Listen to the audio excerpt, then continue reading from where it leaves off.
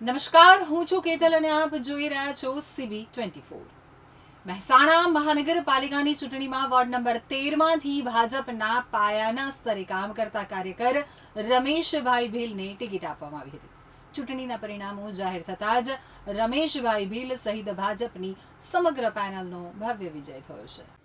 શહેરના ward number 13માંથી ભાજપના પાયાના સ્તરે કામ કરતા કાર્યકર રમેશભાઈ ભીલને ટિકિટ આપવામાં આવી હતી। રમેશભાઈ વર્ષોથી મહેસાણા ભાજપ કાર્યાલય કમલમ ખાતે પટ્ટાવાળા તરીકે નિષ્ઠાપૂર્વક પોતાની ફરજ બજાવી રહ્યા છે।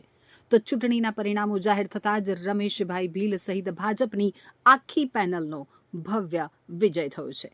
મતદારોએ રમેશભાઈની સાદગી, તેમની વર્ષોની પક્ષ પ્રત્યેની વફાદારી અને લોકસેવાની ભાવનાને વધાવી લીધી છે। પટ્ટાવાળામાંથી કોર્પોરેટર સુધીની આ સફર માત્ર રમેશભાઈની વ્યક્તિગત સિદ્ધિ નથી, પરંતુ તે સામાન્ય માણસની શક્તિનું એક પ્રતીક છે। વિરોધ પક્ષો સામે લડીને તેમણે જંગી બહુમતી મેળવી છે, જે દર્શાવે છે કે જનતા, કામ કરનારા અને જમીન સાથે જોડાયેલા લોકોમાં અતૂટ વિશ્વાસ ધરાવે છે। કોર્પોરેટર બન્યા બાદ હવે રમેશભાઈ ભીલ પોતાના વોર્ડની સમસ્યાઓને વાચા આપશે। જે હાથોમાં ત્યાર સુધી ફાઇલો અને ચાના કપ હતા, તે હાથોમાં હવે વોર્ડના વિકાસની કમાન છે।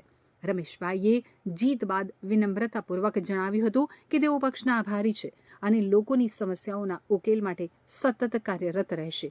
આ ઘટનાએ સાબિત કરી દીધું છે કે લોકશાહીમાં જો દાનત સાફ હોય તો એક પટાવાળા પણ जनप्रतिनिधि बनीने समाज में परिवर्तन लावी सके छे।